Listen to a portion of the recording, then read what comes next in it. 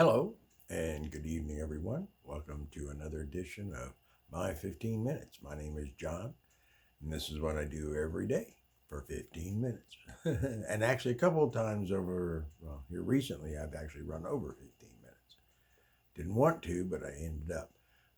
This is the Old Folks Boogie 2 channel, and this is just me running my mouth for 15 minutes about anything I feel like. Could be reminiscing, could be ragging on, or who knows, could be any number of things. But tonight we're going to go into part 3. I can't believe it's taking me long to tell this, I can't believe it's taking me so long to tell this story, to finish telling it. I mean, I guess it is a long story, and I have told it a number of times over the years, especially this last part. This is one of the most amazing things about this whole experience. And just to bring it up to date, we are talking about the celebration of life that was held in McCrea, Louisiana, it turns out, in 1971, June. And I was there with my friend John and his brother Mike, who we never saw after you'd have to go back to the beginning of the story, but we broke up and split. We were hitchhiking, but anyway, we lost track of John and Mike and another guy, and never saw him again until the end of the thing. But anyway, back to what we were talking about. I think the last I left, I had talked about getting there. I had talked about being there a bit, where we were living on the mud beach. But last night I went back and online, of all the places, I can't believe people do this, but in 2014, a couple of guys produced a small documentary, about a 30-minute piece, on the Celebration of Life rock festival. What it was, what it wasn't, what happened, what didn't happen.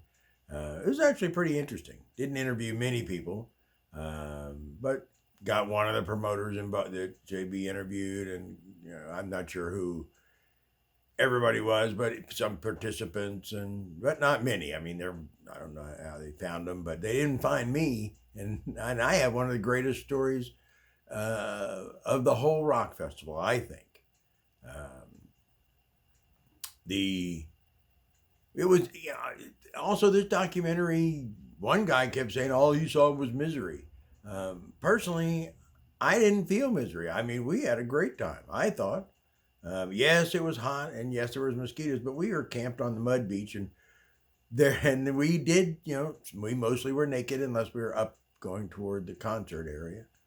But we did slather ourselves with mud. They actually showed this in this documentary. They didn't show me specifically, but there was lots of us laying around the mud beach, coating each other in mud so that the mosquitoes wouldn't get you or whatever, washing off later in the river. But I can't believe I actually found this. They have film footage. I didn't even know anybody was running around with cameras. They must have had a film crew on the mud beach at some point, because they have it. They even have a picture of the slide, the mud slide, where everybody coming down into the river on the bank. It's carved out of the thing, but then they said, oh no, well, nobody uses it much because there was rocks and stuff. Well, it got smoothed out and it worked pretty good. But anyway, the final episode of that for us, and this was Sunday, it was the last day, the last night of music, and at this point we had run out of food, we had run out of water.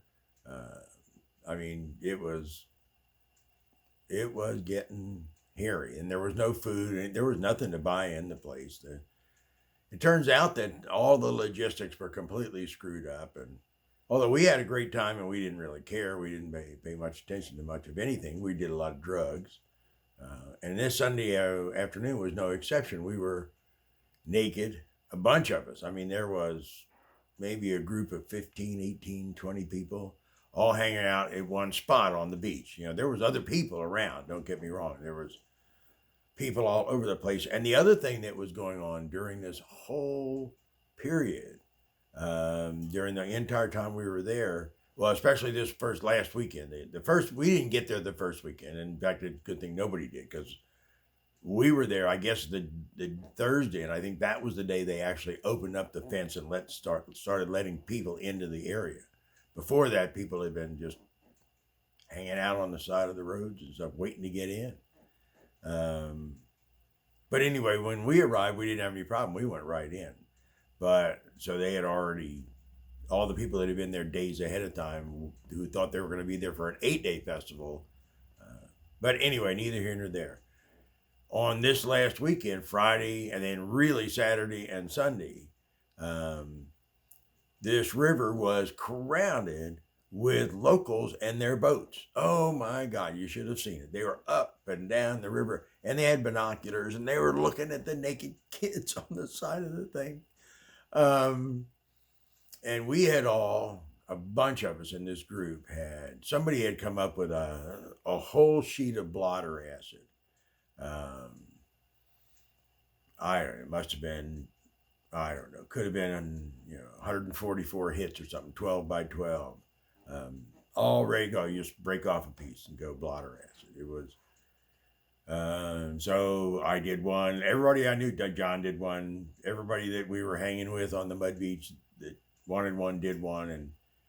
And then within about an hour, all the people that were tripping were sitting around on the beach,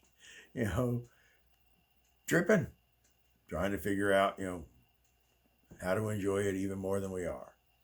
But anyway, it wasn't really outrageous acid. It was, it was okay. It was, you got a nice buzz and you get some trails and some other stuff, but it wasn't incommunicado, which I have had. I have been on an incommunicado acid trip and was scary. But no, this was a very pleasant time. Everybody was having a great time. It was really pleasant acid. And then somebody, I don't know who, we were watching, all watching boats. Not only did boats come around, but there were float planes landing on this river and traveling all the way around the site, taking pictures of naked people. Because there was lots of naked people in this place. This was Louisiana in the summer, and it is hot, so people took their clothes off. But anyway, neither here nor there. There it is again. Stop that.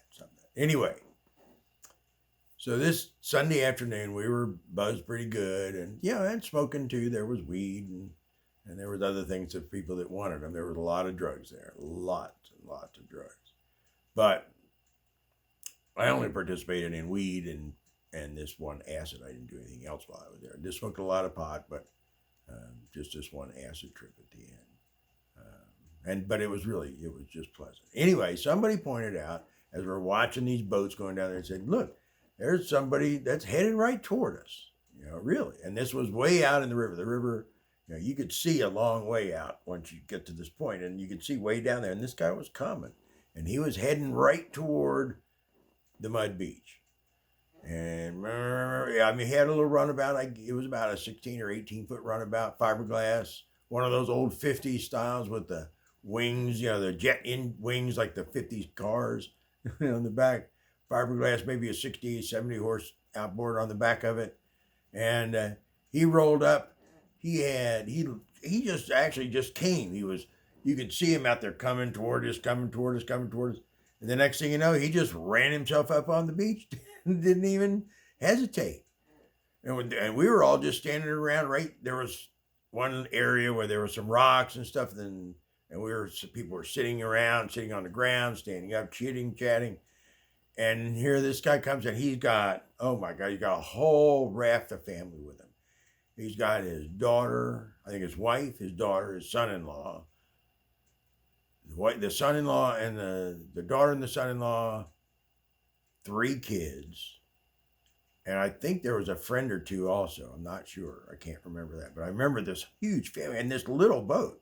I mean, really. And it was red with the red fiberglass with the white interior and the white on top. I mean, it was really nice.